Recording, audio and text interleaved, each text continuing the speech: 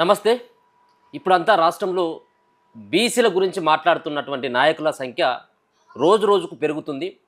ముఖ్యంగా బీసీలకు అన్యాయం చేసినటువంటి పార్టీలు సైతం బీసీలకు 42% రిజర్వేషన్ ఇవ్వాలంటూ ఒక పక్కన దీక్షలు చేస్తూ ఉన్నారు, మరొక పక్కన ఢిల్లీ పర్యటనలు పడతా ఉన్నారు.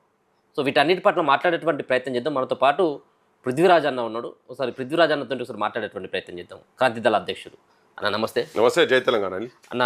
ముందుగా బీసీలకు సంబంధించిన 42% రిజర్వేషన్ల కోసం కల్వకుంట్ల కవిత నేడు ధర్నా చౌక్లో దీక్ష చేస్తూ ఉంది 72 రోజుల పాటు. ఈ దీక్షను ఎట్లా చూస్తారు? కవిత దీక్ష చేయాల్సినటువంటి అవసరం ఉంటుందా? కవిత దీక్షతోటి కేంద్ర ప్రభుత్వం కదిలేటువంటి అవకాశం ఉంటుంది? దీనికి ఏం సమాధానం చెప్తారు? పెద్ద డ్రామా కంపెనీలో ఫ్యామిలీ అంతా కవిత వీళ్ళంతా అంత డ్రామాలు నాటకాలు వీళ్ళంతా పెద్ద పెద్ద వీళ్ళు ఏంటంటే ఒరిజినల్ ఆర్టిస్టులను మించిపోయినటువంటి ఆర్టిస్టులు వీళ్ళు. రియల్ గా సినిమాలలో చూస్తుంటాం కదా మనం, సావిత్రిల కన్నా మించిపోయిన ఆర్టిస్ట్ గా తయారు కాబోతున్నది ఆమె రాను రాను రోజులలో.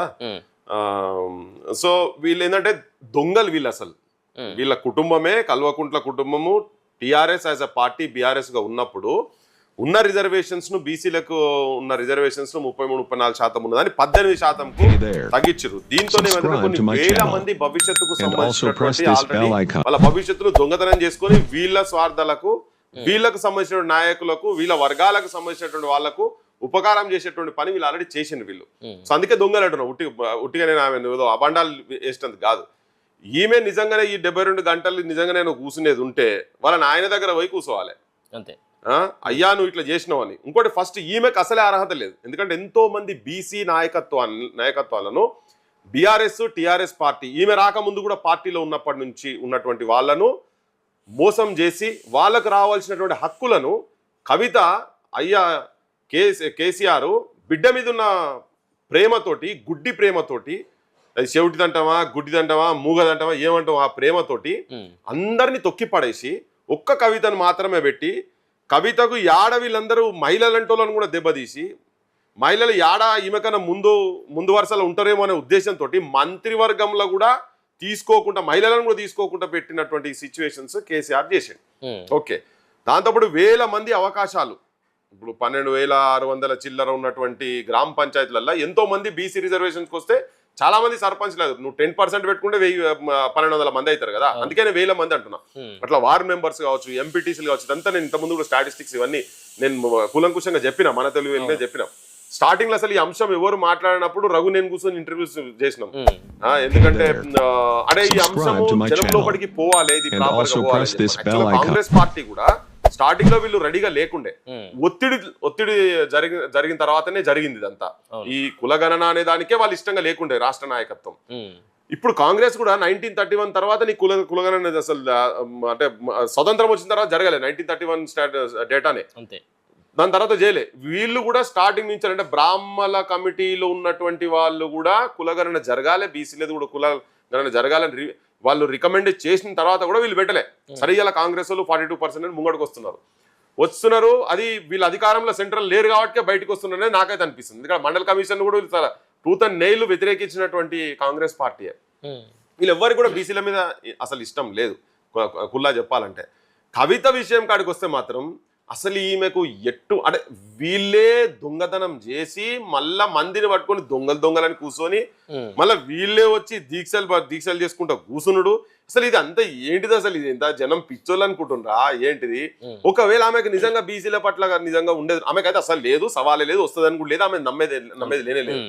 ఈమె జీవితాంతము నేను ఒక బీసీ మహిళా నాయకత్వంలో నేను పనిచేస్తా, నాకు రావాల్సిన వాటా కన్నా నేను ఒక 100% ఎక్కువ వాటా నేను ఆల్రెడీ తీసుకొని ఉన్నా అని ఆమె. ఎందుకంటే టిఆర్ఎస్ పార్టీ పెట్టినప్పుడు వాళ్ళు ఎవరైతే కనబడతలేరు కదా, మధ్యలోకి వెళ్ళి ఈమె రాజ్యసభకు ఈమె ఒకసారి ఓడిపోయి మళ్ళీ ఓడిపోయినాక కూడా ఈమె తీసుకొచ్చి ఎమ్మెల్సీ చేసి కూర్చోబెట్టి అసలు ఈమె ఏంటిది పోయి నాకు అర్థమైతే అసలు ఏంది కవిత అంటే.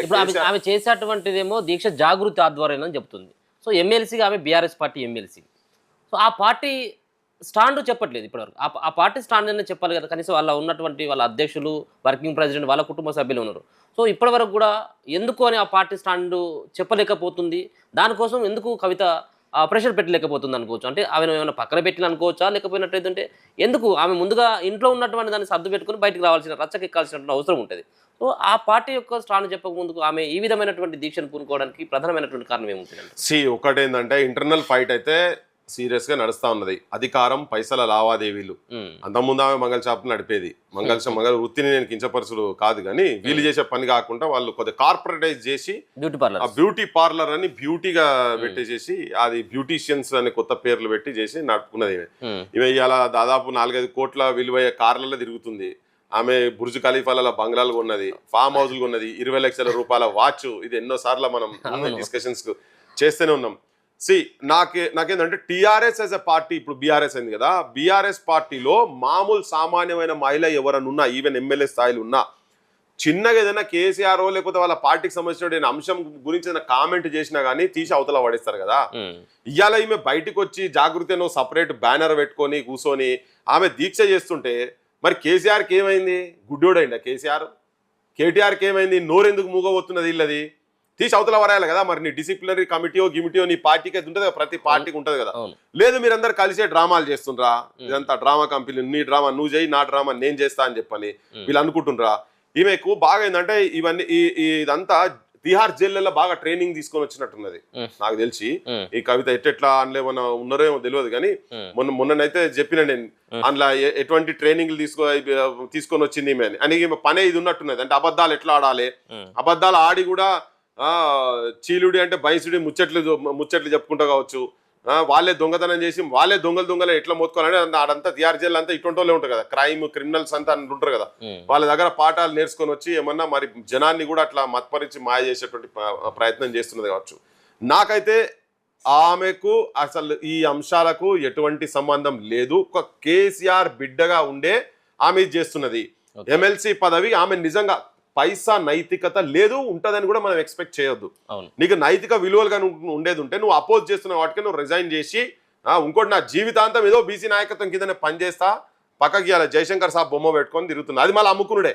జయశంకర్ సార్ కూడా అమ్ముకుంటేందుకే పెడుతున్నది. ఓ దిక్కు అయ్యాట, ఓ దిక్కు జయశంకర్ సార్. మరి జయశంకర్ సార్ సామాజిక వర్గానికి సంబంధించిన మహిళా నాయకత్వంలో నేను పనిచేస్తా, మొత్తం నా దగ్గర ఉన్న పైసలు గీసలు అన్ని పెట్టి నేను ఇటువంటి ఈ వర్గాలకు, ఇప్పుడు వాళ్ళ వర్గాలకు ప్రాతినిధ్యం లేదు. ఇలా 70 పైన ఉన్నటువంటి బీసీ కులాలకు కనీసం చట్టసభలలో ప్రాతినిధ్యం కూడా లేదు. అటువంటి వాళ్ళందరి మేలు కోసం నేను పనిచేస్తా అంటదా? కాదు, ఆమె లీడరు, ఆమెనే ఉంటుంది, ఆమెనే ఫోటోలు ఉంటాయి, ఆమెనే ఫ్లెక్సీలు ఉంటాయి. మా ఊళ్ళకు తెలియక కొంతమంది ఆమెతో దారి తప్పిపోతూనే ఉన్నారు. ఈ దారి తప్పిపోయే సంఖ్య ఎప్పుడో బోర్ల బొక్కల పడతారు. ఇంత ముందాక బొచ్చడం మంది పడ్డారు. వాళ్ళ అయ్య నమ్ముకొని పడ్డోళ్ళే బొచ్చడం మంది ఉన్నారు. నేను ఒకటే చెప్తున్నా ఏంటంటే మధుసూదనాచారి గారి కన్నా ఎక్కువ అందులో బీసీకు నీ పార్టీ కావచ్చు, తెలంగాణ గురించి కావచ్చు, నీ పార్టీలు ఉండి చేసిన వాళ్ళు బొచ్చడం మంది ఇట్లా ఉన్నారు కదా. మధుసూదనాచారి అందులో టాప్ ఉంటారు కదా. చలో చెప్పు, డిక్లేర్ చేయి, మీ నాయన మీద ఒత్తిడి చేయి. మధుసూదనాచారి గారి నాయకత్వం సేమ్ అదే ఈ సామాజిక వర్గాలకు సంబంధించినటువంటి వ్యక్తే కదా, వాళ్ళది కూడా అన్రిప్రజెంటెడ్ కమ్యూనిటీ. ఆయన అధ్యక్షుని చేయమని మీ నాయనతో కొట్లాడు. నువ్వు ఇవాళ బజాట్లకు వచ్చి కూర్చొని చేసిందే హత్య చేసిందే ఏంటంటే సంపినోడు సంతాపదాప పెట్టినట్టున్నది ఇప్పుడు ముచ్చట ఇల్లది. ఇంకోటి ఏంటంటే ఆమె ఏం చేస్తుందంటే బీఆర్ఎస్ పార్టీని బొందబెడుతుంది. బొందబెట్టి ఈమెనే మన్ను పోస్తుంది. ఆ బొందలో ఈమె కూడా ఉంటున్నది. ఇది ఇప్పుడు 42% ఇది బీసీలది కాదు, బీఆర్ఎస్ సంబంధించినటువంటి సంతాప సభది. ఆమె చంపేస్తున్నది, అలా పార్టీని చంపేస్తున్నా. వాళ్ళకి అర్థమవుతుందో లేదో మాకు తెలియదు, కానీ ఇప్పుడు ఇటువంటి అంశాల మీద వీళ్ళు మాట్లాడారు అనుకో, వాస్తవాలు బయటకు వస్తాయి కదా. ఇప్పుడు మన ఓటర్లో మాట్లాడుతున్నాం, నువ్వు డిస్కషన్ పెట్టినావు, ఆ కవిత కూర్చుంటున్నది ఎంతవరకు కరెక్ట్ అని అంటున్నావు. ఈ కరెక్టో కాదనేది మన జనంకి అయితే మనం మెసేజ్ ఇస్తున్నాం కదా. నువ్వు చేసే పని, నువ్వు చేసిన పని ఏంటిది, ఇప్పుడు నువ్వు చేస్తున్నది ఏంటిది. మొత్తం వ్యవస్థలను మొత్తం నిర్వీర్యం చేసి అసలు కంప్లీట్ క్షేత్రస్థాయిలో ఈవెన్ సర్పంచులు చాలా మంది అయ్యేటోళ్ళు కింది సామాజిక వర్గాలే కదా, వాళ్ళకు కంప్లీట్ పవర్స్ లేకుండా చేసి పడేసిన ఘనత, ఆ ఖ్యాతి మీ నాయనకే చెందుతుంది, అది కేసీఆర్కి చెందుతుంది. ఇప్పుడు ఆమె చేయాల్సినటువంటి ధర్నా ముఖ్యంగా రేవంత్ రెడ్డి గారు అసెంబ్లీలో తీర్మానం చేసిండు, ఆర్డినెన్స్ తీసుకొచ్చి గవర్నర్ దగ్గర ఉంది, తీర్మానం చేసినటువంటి కాపీ రాష్ట్రపతి దగ్గర ఉంది. సో ఇప్పుడు అంతా కూడా బీజేపీ పార్టీ చేతిలోకి వెళ్ళిపోయింది. అంతా కూడా వాళ్ళు ఇవ్వాలన్నా ఇవ్వద్దన్నా వాళ్ళ చేతిలోకి వెళ్ళిపోయింది.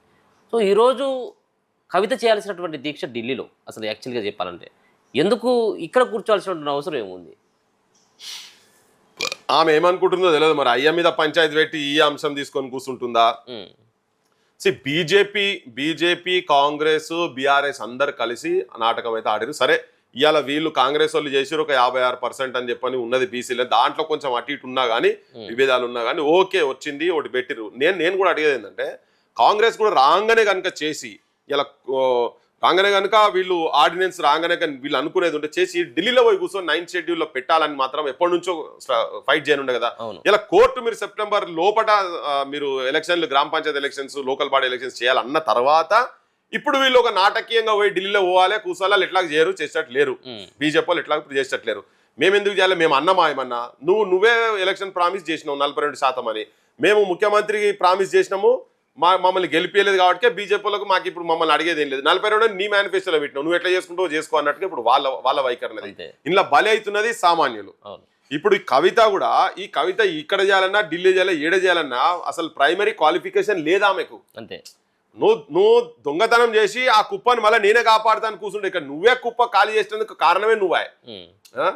నువ్వు దాన్ని గుట్టను గుట్టకపోయినే నువ్వు మళ్ళీ వచ్చి నేను గుట్ట కాపాలు ఉంటా అంటే ఎట్లయితుంది, నా గుట్టనే సాధిస్తా అంటే గుట్టకపోయినా అయిపోయింది అది. ఇంకా నీకెక్కడిది, నువ్వు బొక్కలు ఉండాల్సిన దానివి నువ్వు బయటకు వచ్చి ఇట్లా మాట్లాడడం అనేది ఫస్ట్ కవిత ఏడ చేసిన అనేది అర్హత అనేది ఉంటుంది కదా, ఆమెకు నైతిక అర్హత లేదు, ఆమె లోపల ఏం మార్పు లేదు. ఇదంతా రాజకీయంగా ఇలా బీసీలు అందరూ అంటున్నారు కాబట్టి ఆమె దగ్గర ఉన్నటువంటి పైసలతోటి ఈ బీసీలో ఉన్నటువంటి కొంతమందిని మేనేజ్ చేసుకొని నేనే బీసీలకు నాయకురాలను కావాలి అనేది ఆమెకు ఒక దిమాక్లకు వచ్చినట్టు ఆలోచనను ఇంప్లిమెంట్ చేసే ప్రయత్నం చేస్తున్నది. దాన్ని వాడుకుంటందుకే ఇవాళ ఆమె చేస్తున్నటువంటి ధర్నాలు దీక్షలు ఇవన్నీ ఆమె చేస్తున్నది అంత పెద్ద డ్రామా కంపెనీ అది. ఈమె ఏం బీసీ ఉద్యమాలలో ఉన్నది అసలు ఫస్ట్ ఆఫ్ ఆల్ ఆమె బీసీ కాదు, ఆమెకు సంబంధం లేని అంశం. సంబంధం లేని అంశం కూడా నువ్వు ఎందుకు మాట్లాడుతున్నావు అని కూడా పక్కకు పెడితే వెనకాల నువ్వు ఇంతకుముందు ఈ పోరాటాలలో ఎక్కడన్నా ఉన్నావా? ఇవన్నీ వాడక దొబ్బుడే కదా. మాట్లాడితే అంబేద్కర్ విగ్రహం ఆడబెట్టుమని అడిగినా ఈడబెట్టుమని అడిగినా ఇవన్నీ పిచ్చి ముచ్చట్లన్నీ ఇవన్నీ ఏంటంటే చెప్పుకుంటందుకు అంతే ఈ ముచ్చట్లన్నీ. సో ఈమెకి ఏ మాత్రం సంబంధం లేని అంశంకు కాంగ్రెస్ వాళ్ళు కవితకు పర్మిషన్ ఫస్ట్ ఇన్ని సమస్యలు ఉన్నటువంటి వాళ్ళకేమో ఇయ్యరు, మా బోటోలో ఉన్నా కానీ ఇటువంటి పర్మిషన్లు అయితే రావు. కానీ నువ్వు ఈమెకు పర్మిషన్ ఇస్తే బరాబర్ వీళ్ళంతా కలిసే ఉన్నారు, మేము మొత్తుకున్నట్టు చేస్తాం మీరు మొత్తుకున్నట్టు చేస్తారు. ఆఖరికి బీసీలకు పేద గుండుస్తున్న ఆయన గుడ్డు అని గాడిద గుడ్డు అని తీసుకుపోయింది కదా. నాకు తెలిసి ఇది పెద్ద గాడిద గుడ్డు చూపిస్తుందికే కథ. ఈడోదో హల్చల్ ఆడోదో హల్చల్ మేము ఇంతమంది కొట్లాడినా కానీ బీజేపీ ఇయ్యలేదని చెప్పని వాళ్ళ మీద నెట్టే ప్రయత్నం 100% జరుగుతా ఉన్నది. బీజేపీలు కూడా ఏంటంటే కళ్ళు తెరిచి వాళ్ళు కూడా 9th షెడ్యూల్ పెట్టి ఇవ్వాల్సిందే, యాక్చువల్ గా ఇవాళ కాకపోతే రేపు ఇవ్వాల్సిందే. కానీ ఇదంతా వీళ్ళు చేస్తున్నటువంటి అంతా ఒక రాజకీయ వ్యూహం, రాజకీయ డ్రామా వీళ్ళు చేస్తున్నారు. సో నిన్న ఒక కామెంట్ చేసింది ఆమె, బీఆర్ఎస్ పార్టీలో ఉన్నటువంటి ఒక ఎమ్మెల్యే సూర్యాపేటకు సంబంధించినటువంటి ఎమ్మెల్యే జగదీశ్వర్ రెడ్డి పైనే ఓ లిల్లీ పుట్టు అంటూ ఆయన పైన ఒక కామెంట్ చేసింది. అంటే ఆ నల్గొండ జిల్లాలో ఓడిపోవడానికి ఆయనే కారణం అన్నటువంటి కొన్ని వ్యాఖ్యలు చేయడం జరిగింది. సో ఇన్ని రోజులు కుటుంబ సభ్యుల పైన విమర్శలు చేసినటువంటి కవిత ఆ పార్టీలో కొంత కీలకంగా ఉన్నటువంటి నేతలను కొంత టార్గెట్ చేస్తూ మాట్లాడుతూ ఉన్నది. సో ఏమనిపిస్తుంది, ఆమె పార్టీలోకి వెళ్లేందుకు ఇక డిసైడ్ అయిపోయిందని చెప్పేసి అనుకోవచ్చా? లేకపోయినట్టయితే ఉంటే వాళ్ళ నాన్నకి ఈమె సమాచారం కావచ్చు, ఈమె గురించి కొంత ఎక్కువగా చెప్తున్నారు, బ్యాడ్గా చెప్తున్నారు అన్నటువంటి వాళ్ళని కొంత పార్టీకి దూరం పెట్టేటువంటి ప్రయత్నం అనుకోవచ్చు. ఏమనుకోవచ్చు అండి ఇటువంటి వాళ్ళ టార్గెట్ చేస్తూ మాట్లాడుతున్నటువంటి మాటలను చూస్తే? ఫస్ట్ ఆఫ్ ఆల్ కవిత అయినా కేటీఆర్ అయినా ఆ ఇంగ్లీషు హిందీ తెలుగు ఏదో అంత ఇట్లా భాషలో వాళ్ళ పరిణితి చెందినటువంటి క్వాలిటీ చూపించే ముందు వాళ్ళకి అసలు ఫస్ట్ నైతిక విలువలు ఏమైనా ఉన్నాయా అనేది నాకైతే డౌట్ అనిపిస్తుంటుంది. నిన్నటి దాకా జగదీష్ రెడ్డి మేము నచ్చొచ్చు నచ్చకపోవచ్చు పక్కకు పడేసేయండి, కానీ కేసీఆర్ ఎంబడైతే పొద్దున్న లేసి ఆయన ఎంబడి పొద్దున్న రాత్రి అంతా ఆయనతో ఉన్నోడే కదా. ఆయనను పట్టుకొని ఆయన మీ గవర్నమెంట్ లో మంత్రి పట్టుకొని లిల్లీ పుట్టేంది పై నాకు అర్థం కాదు. భాష ఏంది లిల్లీ పుట్టేంది అంటే నువ్వు పెద్ద టాల్ గర్లువా నిన్ను అనేటోడు అనడా? అదే నా భాష, మీకు గదేనా మీ సంస్కారం, గదేనా మీరు నేర్పించింది, తెలంగాణ సమాజం మీకు నేర్పించింది. మీ నాయనకు లేదు, బిడ్డకు లేదు, కొడుకుకు లేదు, ముగ్గురు లేదు. ఆ భాషనా లిల్లీ పుట్?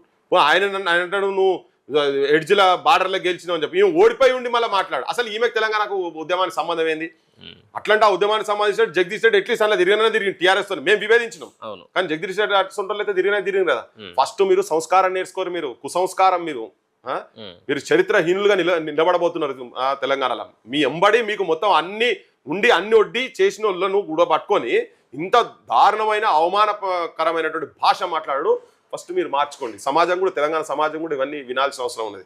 ఇంకోటి ఏంటంటే మానవ సంబంధాలలో తండ్రి బిడ్డకు ఉన్నటువంటి సంబంధం చాలా అటాచ్మెంట్ ఉంటుంది.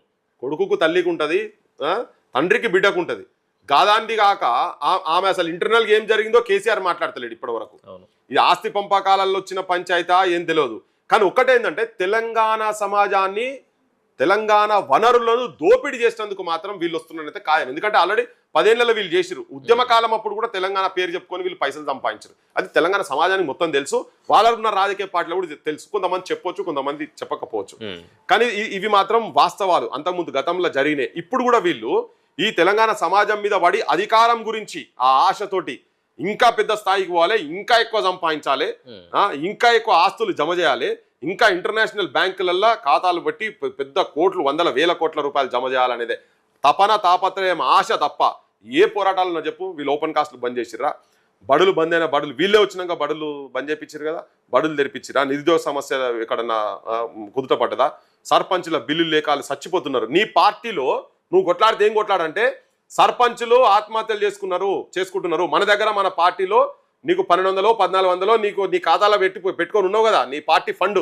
ఆ సర్పంచ్లో నా గవర్నమెంట్లో బిల్లులు చేసినాం కాబట్టి వాళ్ళకి ఇయ్యలేదు కాబట్టి నువ్వు 700 800 కోట్లు నువ్వు శాంక్షన్ చేయప్పి మీ అయ్యతో నువ్వు కూర్చొని ఆడ ధర్నా చేయి. ఆడ కూర్చొని నిన్నగాక మొన్న సర్పంచ్లు వచ్చి ఆడ చచ్చిపోయిన వాళ్ళ కుటుంబాలకు ఆడికెళ్ళి ఆడికి వచ్చి తిరిగిపోతారు కదా, అటువంటి వాటి మీద ధర్నా చేసి ఆ ఫండ్ తీసుకొచ్చి నాయనా నువ్వు అని చెప్పి ఇటువంటి వాటి మీద ఆమె కొట్లాడాలి.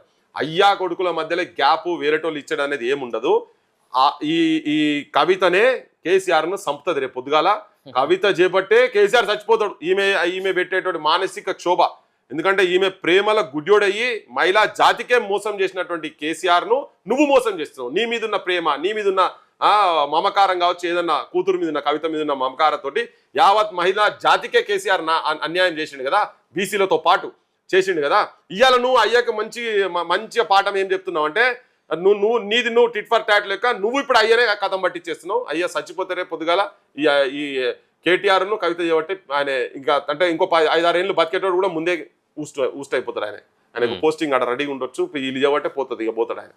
ఓకేనా, thank you so much. So మొత్తానికైతే కవిత చేసేటువంటి దీక్ష పైన తనదైనటువంటి శైలిలో పృథ్వీరాజ్ గారు అయితే స్పందించడం జరిగింది. ముఖ్యంగా ఒక పక్కన జగదీశ్వర్ రెడ్డి పైన చేసినటువంటి వ్యాఖ్యలు, ఒకవేళ తను వెళ్ళిపుట్టేది ఉంటే నువ్వేమన్నా టాల్గర్లు అన్నటువంటి ఆ వ్యాఖ్యలతో పాటు ఆమె తీహార్ జైల్లో ట్రైనింగ్ తీసుకుని వచ్చి ఈరోజు తెలంగాణలో డ్రామాలు ఆడుతుందన్నటువంటి ఆ వ్యాఖ్యలు కూడా పృథ్వీరాజ్ గారు అయితే చెప్తారు. ముఖ్యంగా ఆమెకు అర్హత కనీసం లేదు. బీసీల గురించి ఆమె బీసీ రిజర్వేషన్ల గురించి ఆమె పోరాడేటువంటి నైతిక హక్కు లేదు. బీసీలని మోసం చేసినటువంటి పార్టీ బీఆర్ఎస్ పార్టీ. ఆమె ఈరోజు బీసీల కోసం రోడ్డెక్కితే నమ్మేటువంటి స్థితిలో బీసీలు లేరన్నటువంటి వ్యాఖ్యలు అయితే మాత్రం పృథ్వీరాజ్ గారు అయితే చెప్తాను.